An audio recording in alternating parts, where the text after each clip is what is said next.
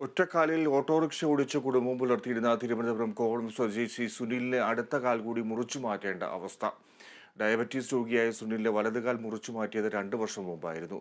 കടുത്ത സാമ്പത്തിക പ്രതിസന്ധിയിലായ സുനിലും കുടുംബവും ചികിത്സയ്ക്കായി സുമനസ്സുകളുടെ സഹായം തേടുകയാണ്. ഞാൻ ആട്ടോ ഓടിയാണ് 10,200 രൂപ ഉണ്ടാക്കി ഡയാലിസിന് പോണത്. നമ്മളാരും സഹായിക്കാനൊന്നുമില്ല, അനിയനും ചേട്ടനൊന്നുമില്ല, പാപ്പായമ്മയൊന്നുമില്ല, എല്ലാവരും മരിച്ചുപോയി.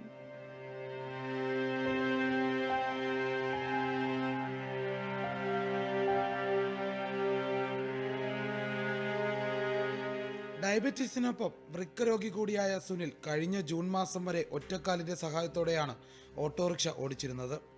അതിനിടെയാണ് ഇടതുകാലിൽ വിധിയുടെ ക്രൂരത. കാലിലുണ്ടായ ചെറിയ മുറിവ് പിന്നീട് വലിയ വ്രണമായി മാറി. ഇപ്പോൾ അവശേഷിക്കുന്ന കാൽ കൂടി മുറിച്ചു മാറ്റേണ്ട അവസ്ഥയിലാണ്. ഒപ്പം ഇരുവൃക്കകളും തകരാറിലുമാണ്. ആഴ്ചയിൽ 2 പ്രാവശ്യം ഡയാലിസിസിന് വിധേയമാകണം.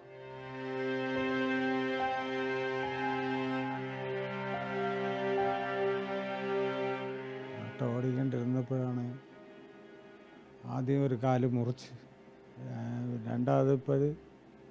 രണ്ടാമത്തെ കാലും കംപ്ലൈൻ്റായി. ആരും സഹായിക്കാനൊന്നുമില്ല.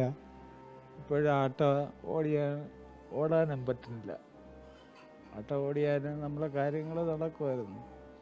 ഇപ്പോൾ കാലില്ലാത്തതുകൊണ്ട് 2 കാലും കംപ്ലൈൻ്റ് ആയതുകൊണ്ട് ഓടാൻ പറ്റില്ല. ചികിത്സയ്ക്കായി ദിനംപ്രതി 1000 രൂപ കണ്ടെത്തണം. ഇതോടെ വാടക വീട്ടിൽ താമസിക്കുന്ന സുനിലും കുടുംബവും കടുത്ത സാമ്പത്തിക പ്രതിസന്ധിയിലായി.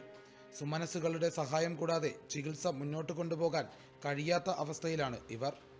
ഈ ഡയാലിസിന് കൊണ്ടുവരണമുണ്ട്. അവർ ഒന്നും ഫ്രീ ആയിട്ട് ചെയ്യൂല.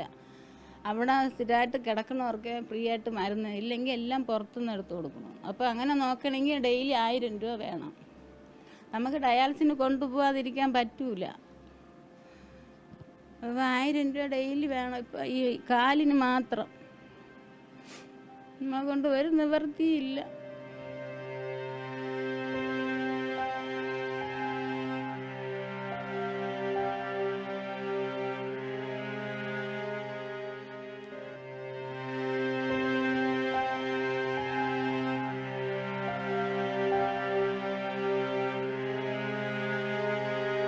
Kerala vision news, Thiruvananthapuram.